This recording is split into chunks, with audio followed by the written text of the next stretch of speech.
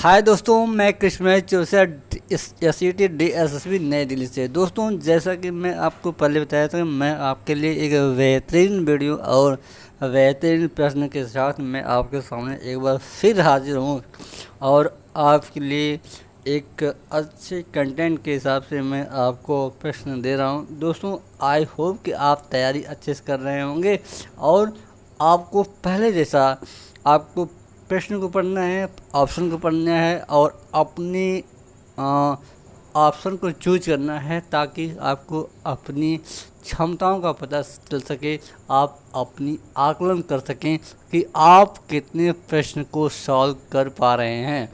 चलिए देर न करते हुए हम प्रश्न संख्या 1 की ओर चलते हैं।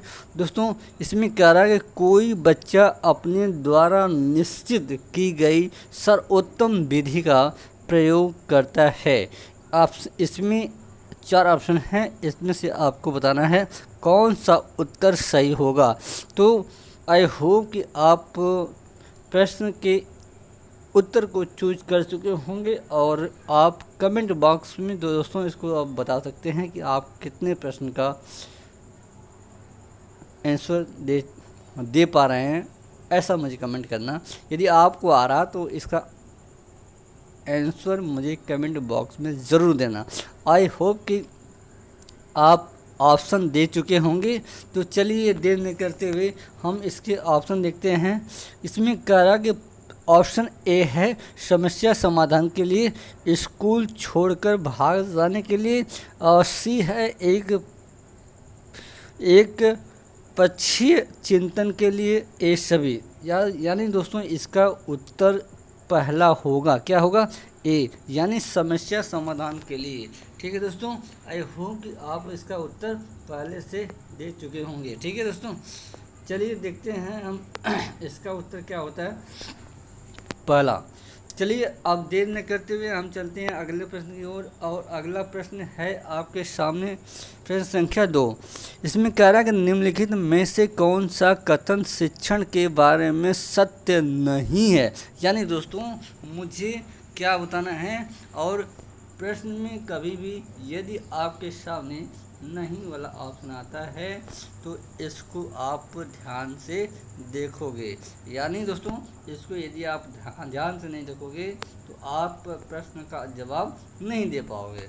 चलिए देखते हैं इसका उत्तर क्या होगा।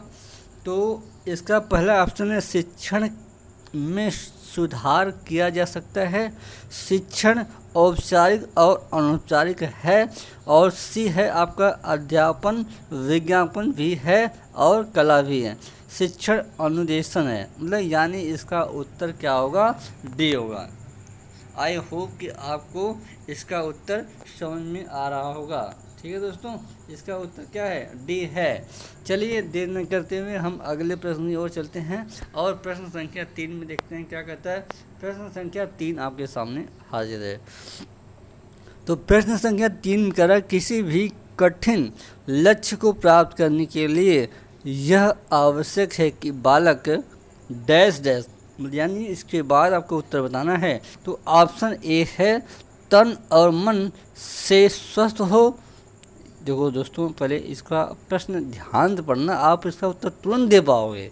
ठीक है, चलिए एक कह रहा तन और मन से स्वस्थ हो, धनवान और साधन संपन्न हो, दृढ़ संकल्पी और आत्मविश्वासी हो, चतुर और शिक्षित हो। यानी दोस्तों आप यदि किसी कार्य को करने में, कठिन लक्ष्य को प्राप्त करने में यदि आप दृढ़ संकल्प और आत्मविश्वासी हो तो आप उस चीज़ को कर पाओगे। आई होप कि आप अपना उत्तर दे पाए होंगे। इसका उत्तर सी है। क्या है दोस्तों?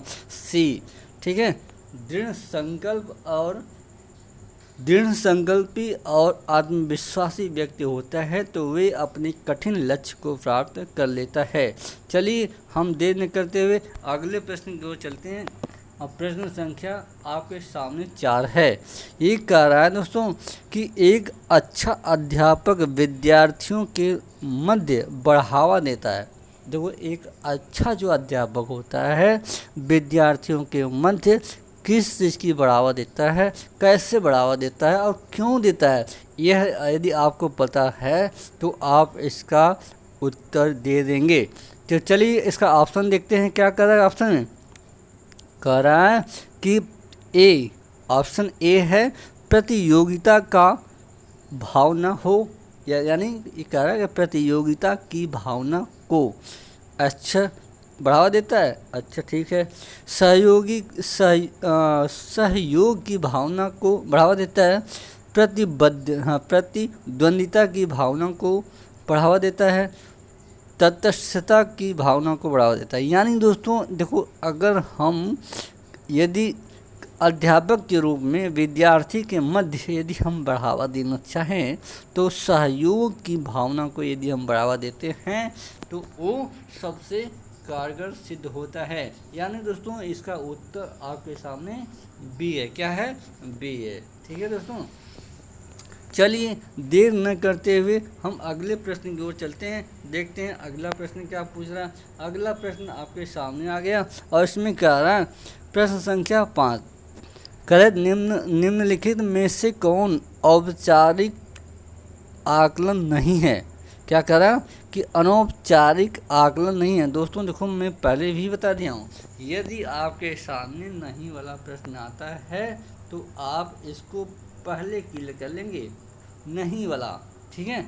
अब उसके बाद आपको उत्तर देना है, ठीक है। नहीं आप प्रश्न का उत्तर गलत कर देंगे, ठीक है, तो आपका प्रश्न का जो मार्क्स होगा वो घट जाएगा।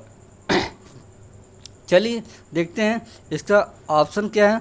कर कि ऑप्शन ए में दिया प्रदत्त कार्य, अवलोकन, रेटिंग, स्केल और चर्चा, ये 4 ऑप्शन उसके सामने हैं। तो इसका उत्तर आई होप कि आप दे चुके हों, प्रदत्त कार्य, यानी इसका उत्तर क्या होगा, प्रदत्त कार्य, यानी इसका पहला ऑप्शन सही है। चलिए हम देर न करते हुए अब अगले प्रश्न की ओर चलते हैं। तो दोस्तों प्रश्न संख्या 6 आपके सामने आ गया और प्रश्न संख्या 6 में कह रहा बच्चों में नैतिकता की स्थापना के लिए सर्वोत्तम मार्ग है। बच्चों में नैतिकता की स्थापना के लिए सर्वोत्तम मार्ग है। ऑप्शन आपके सामने है। ऑप्शन ए है उन्हें धार्मिक पुस्तक पढ़ाना। ऑप्शन बी है शिक्षक का आदर्श रूप में व्यवहार करना, ठीक है। और सी है उनका मूल्य सॉरी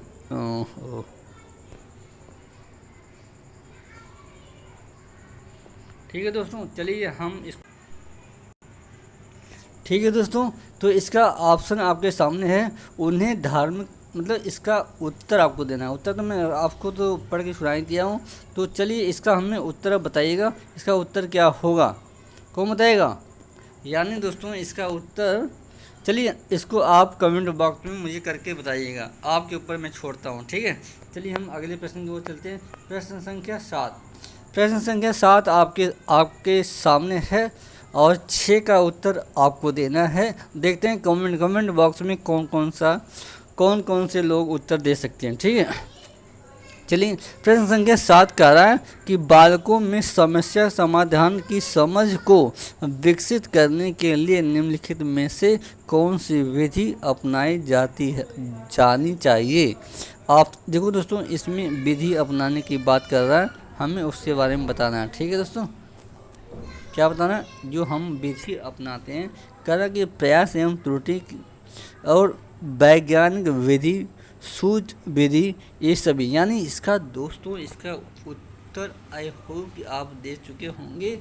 इसका उत्तर आपके सामने डी है, ठीक है। अब चलिए हम चलते हैं अगले प्रश्न की ओर। प्रश्न संख्या 8,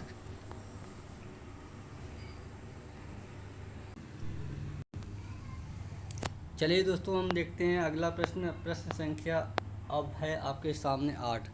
इसमें क्या कह रहा है, इसमें कह रहा है कि बालक समस्या का समाधान सामूहिक रूप से करते हैं। ये पूछ रहा है, ठीक है। तो इसका ऑप्शन आपके सामने है, ऑप्शन ए है अन्वेषण विधि में, और दूसरा है खोज विधि में, और तीसरा है परियोजना विधि में, इनमें से सभी। यानी दोस्तों ये परियोजना जो विधि होता है इसका उत्तर यही सही होगा। आई होप कि आप इसका उत्तर दे चुके होंगे। तो दोस्तों चलिए हम देर न करते हुए अगले प्रश्न की ओर चलते हैं। प्रश्न संख्या 9। प्रश्न संख्या 9 में क्या कर रहा है कि दोस्तों प्रश्न संख्या 9 कर रहा है कि निम्नलिखित में से किस समूह के बच्चों को समायोजन की समस्या होती है। यानी दोस्तों ये करा कि किस समूह के बच्चों को समायोजन की समस्या होती है, ग्रुपिंग की समस्या होती है, समूह बनाने में समस्या होती है, समूह में रहने में समस्या होती है, ऐसा इसका मीनिंग है। ठीक है दोस्तों, आई होप कि आपको समझ में आया होगा। इसका ऑप्शन आपके सामने 4 है, और पहला है औसत बुद्धि के बच्चे, और अध्ययनशील बच्चे, ग्रामीण बच्चे, कुशाग्र बुद्धि के बच्चे। यानी दोस्तों आपका उत्तर डी होगा। आई होप कि आप इसका उत्तर दे चुके होंगे। तो इसका उत्तर है कुशाग्र बुद्धि के बच्चे। यानी दोस्तों जो कुशाग्र बुद्धि के बच्चे होते हैं वो नॉर्मली तौर से किसी समूह में, किसी जगह मतलब अपने आप को मतलब मैनेज नहीं कर पाते, जैसे उसको मतलब उसके हिसाब से, मतलब उतना तेज आदमी है कि कोई भी चीज़ है उसे सॉल्व कर लिया, उसके बाद वो आगे बढ़ना चाहता है, वहाँ पे वो टिकना नहीं चाहता। ऐसी इसकी मीनिंग है। चलिए दो देर नहीं करते हुए हम चलते हैं अगले प्रश्न की ओर। प्रश्न संख्या 10 आपके सामने आ गया, और इसमें कह रहा है, प्रश्न संख्या 10 में कहा जा रहा है, यदि कोई बालक अपनी समस्या स्वयं हल कर लेता है तो आपकी प्रतिक्रिया क्या होगी। यानी दोस्तों हमें ये बताना है कि कोई बच्चा अपनी समस्या स्वयं हल कर लेता है तो आपकी प्रतिक्रिया क्या होगी, आप क्या कर सकते हो। मुझे आपको इसका उत्तर देना है। ऑप्शन ए है बालक को कुछ नहीं कहेंगे, बालक को पुरस्कृत करेंगे, बालक को दंडित करेंगे, बालक को दोबारा ऐसा न करने को कहेंगे। यानी दोस्तों इसका उत्तर बी है। क्या आपके सामने बी। चलिए आई होप कि आप इसका उत्तर दे चुके होंगे। कह रहा कि बालक को पुरस्कृत करेंगे। देखो जब बच्चा स्वतः किसी कार्य को अपने आप कर लेता है तो आप यदि उसे पुरस्कृत करते हैं, प्रोत्साहित करते हैं, मनोबल उसका बढ़ाते हैं तो बच्चे में क्रिएटिविटी जो होता है वो उत्तेजित ज़्यादा हो जाता है। चलिए दोस्तों देर नहीं करते हुए देखते हैं प्रश्न संख्या 11। इसमें प्रश्न संख्या 11 में क्या कह रहा कि एक प्रतिभाशाली शिक्षक डैश डैश होते हैं। ऑप्शन ए है अपनी कक्षा का अच्छी तरह नियंत्रित करता है, मतलब एक कह रहा कि अपनी कक्षा का अच्छी तरह नियंत्रित करता है। बी है ऑप्शन अपना विषय बहुत अच्छी तरह से जानता हो। अच्छा ठीक है। सी कह रहा कि अपने छात्रों के बारे में सोचता है। ठीक है। और डी कह रहा है कि अपने छात्रों को वास्तविक विद्या ग्रहण करने में उनकी मदद करता है। यानी दोस्तों इसका उत्तर आपके सामने डी है। क्या है इसका उत्तर आपके सामने डी है। ठीक है। आई होप कि आप इसका उत्तर दे चुके होंगे।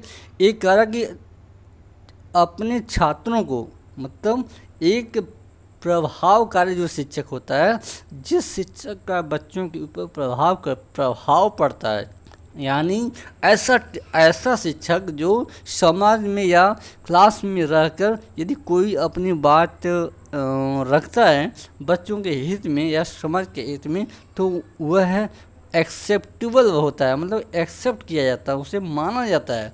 तो उसी के लिए कहा गया कि अपने छात्रों को वास्तविक विद्या ग्रहण करने में उसकी मदद करता है, यानी वो मदद करने में एकदम इच्छुक हो।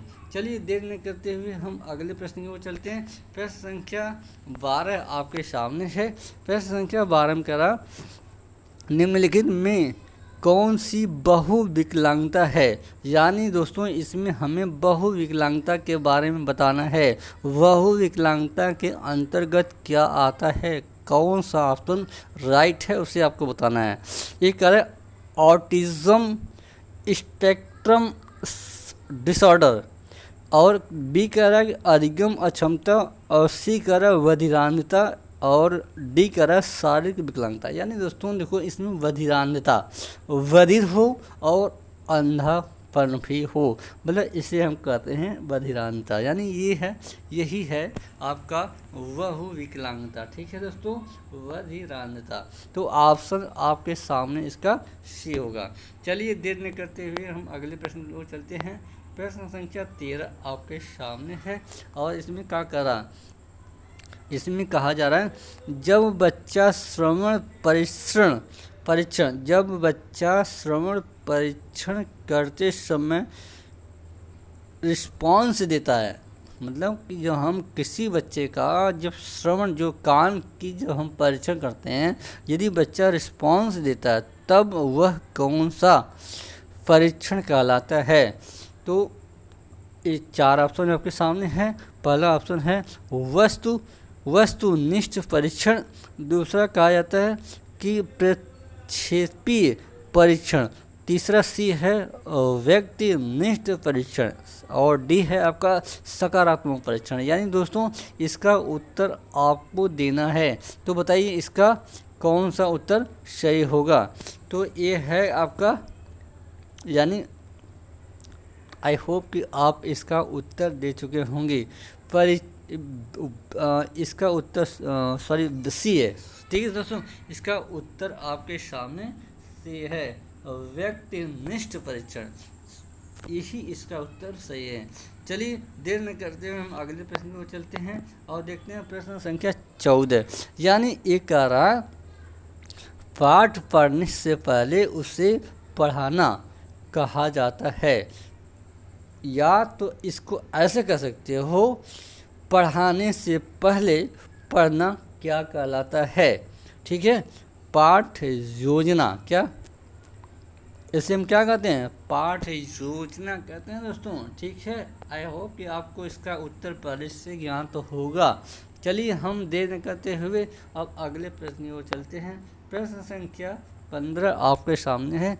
करंग निम्नलिखित में से कौन सा सीखने के लिए अधिकतम रूप से अभिप्रेरित करता है, मतलब हमें सीखने के लिए कौन सा ऑप्शन हमें अधिक अभिप्रेरित करता है, हमें इसके बारे में बताना है। तो ऑप्शन आपके सामने 4 हैं, इसमें से पहला ऑप्शन ही आपका सही होगा। आई होप कि आपको दोस्तों इसका उत्तर पता, आप इसका उत्तर दे चुके होंगे।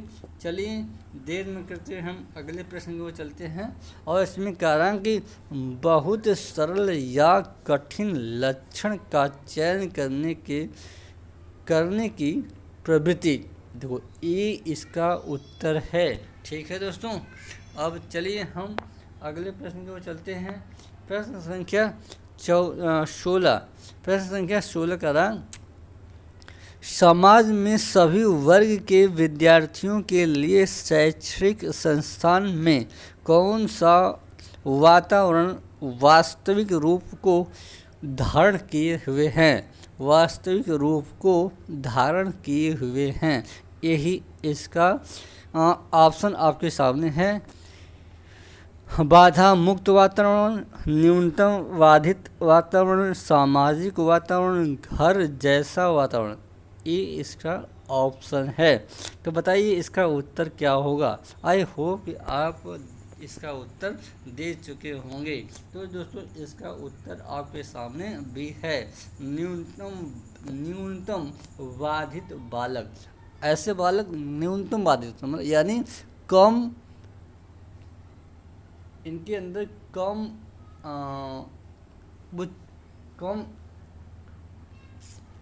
विकृति होती है, जिससे वो आसानी से इसका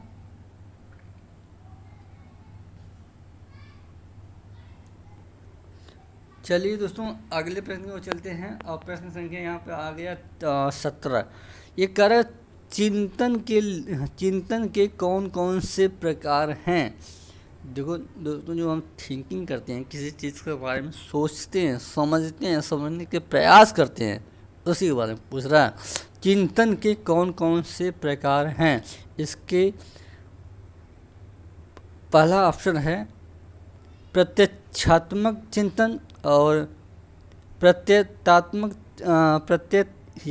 चिंतन और कल्पनात्मक चिंतन, ये सभी। यानी दोस्तों ये सभी इसका उत्तर सही होगा। ठीक है, जो ऑप्शन पहला है आपका प्रत्यक्षात्मक चिंतन, प्रत्ययात्मक चिंतन और कल्पनात्मक चिंतन, ये सभी, यानी इसका उत्तर ये सभी होगा, यानी डी इसका उत्तर सही होगा। ठीक है दोस्तों, अब चलते हैं हम अगले प्रश्न की ओर। और अगले प्रश्न में क्या कह रहा कि भाषा डैश डैश है तथा संप्रेषण डैश डैश है। यानी दोस्तों हमें इसके बारे में बताना है। क्या बताना है? भाषा माध्यम है। क्या है?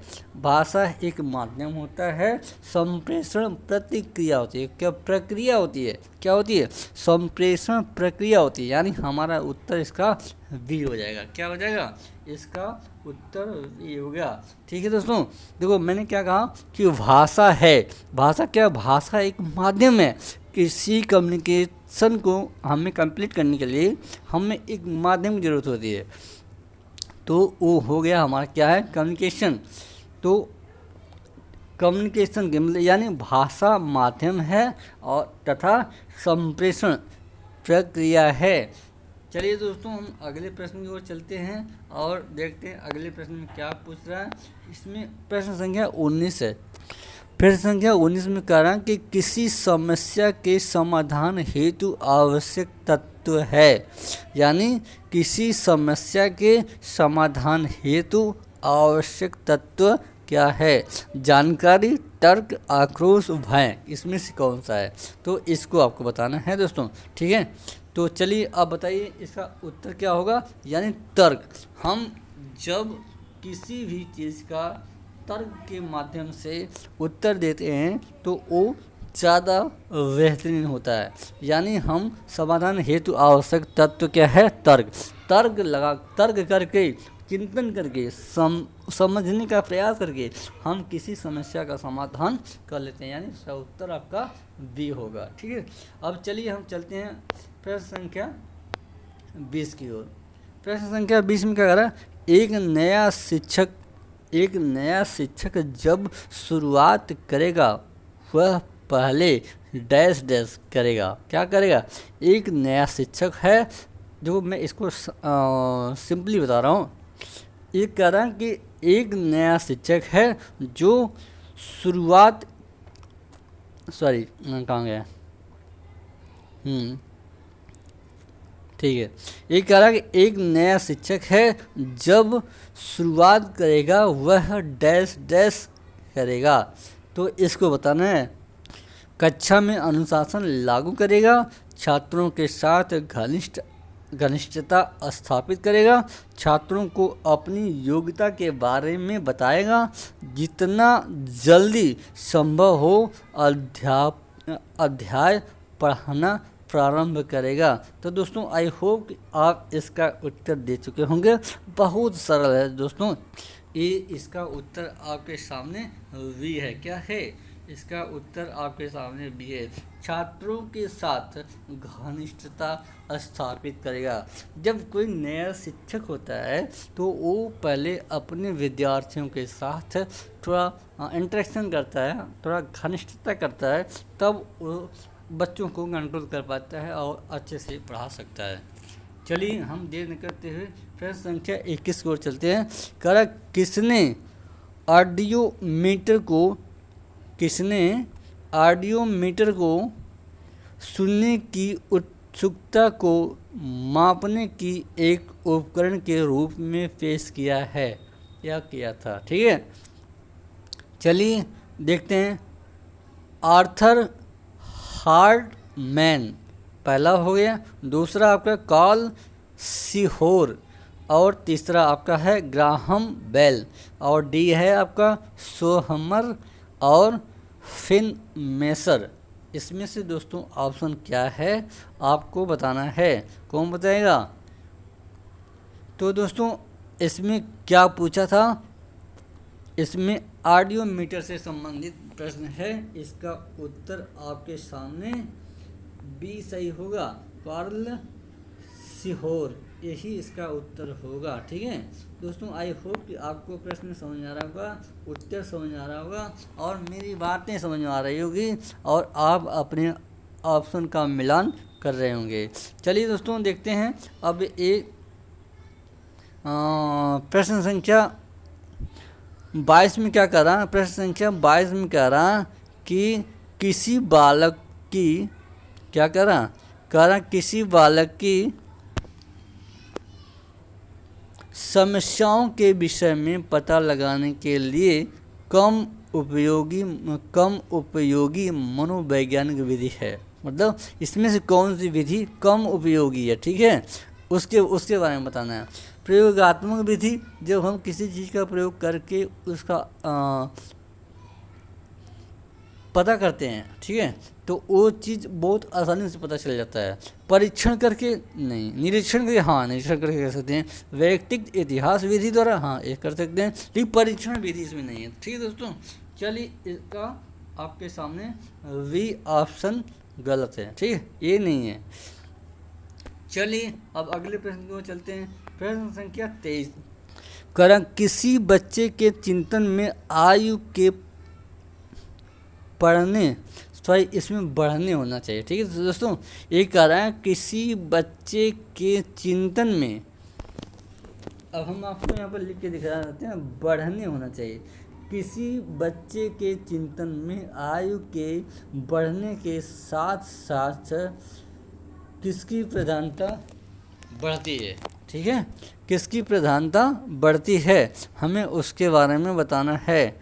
समस्या समाधान की, आत्मकेंद्रीकरण की और सामान्यीकरण की, किसकी? कौन बताएगा? जीववाद की। कौन बताएगा? चलिए देर न करते हुए हम बताते हैं इसको। आपके सामने उत्तर है ए। ठीक है, इसका उत्तर ए है, समस्या समाधान की। ठीक है, अब चलिए हम चलते हैं अगले प्रश्न की ओर और प्रश्न देखते हैं। और प्रश्न संख्या है 24। चिंतन तथा तर्क का उद्देश्य है। जिसे हम किसी के बारे में चिंतन करते हैं और तर्क लगाते हैं, उसका उद्देश्य क्या है? उसका उद्देश्य क्या है? उसका उद्देश्य ये है कि समस्या का समाधान करना। क्या है? चिंतन तथा तर्क का उद्देश्य समस्या का समाधान करना है। आई होप कि आपको उत्तर पहले से पता होगा और आप अपने ऑप्शन को चूज कर चुके होंगे।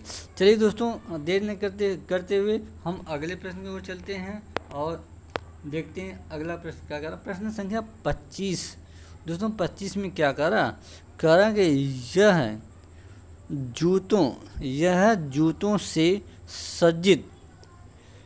जूतों से सज्जित पैरों को सहारा देने का एक साधन है जो कमजोर पैर को सहायता प्रदान करता है। ये देखो किसकी बात करता है? ये व्हील चेयर, कैलिपर्स, ब्रेस और इनमें से कोई नहीं। कौन सा इसका उत्तर सही है? कौन बताएगा? पहले देखो आप प्रश्न को एकदम आसानी से पढ़ लोगे तभी इसका उत्तर दे पाओगे। ठीक है, अगर आप प्रश्न को नहीं पढ़ पा रहे हो या समझ नहीं पा रहे हो तो उसका उत्तर नहीं दे पाओगे। क्या होगा? पैरों को सहारा प्रदान करता है। कौन करता है?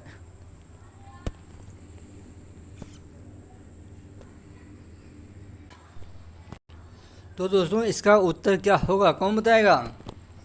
अरे यार भाई साहब, किसी का मान लीजिए पैर खराब है, उसे सहारा देने का एक साधन क्या हो सकता है? कैलिपर्स हो सकता है ना। तो इसका उत्तर क्या होगा? इसका उत्तर कैलिपर्स है। ठीक है दोस्तों, आई होप कि आपको समझ में आया होगा। दोस्तों यह आपको यदि वीडियो अच्छा लगा होगा तो आप लाइक सब्सक्राइब जरूर करिएगा और इसको सब्सक्राइब करके रखेंगे तो मैं यदि नए वीडियो दे रहा हूँ या कोई नया अपडेट कर रहा हूँ तो वो सूचना आपको तुरंत मिल जाएगा। एग्ज़ाम से संबंधित सूचना मिल जाएगा। दोस्तों यह प्रश्न जो है कि आपको यूपी टेट, सी टेट या अन्य जगह भी समावेशी शिक्षा से संबंधित यह आपको कारगर साबित होगा। जय हिंद दोस्तों।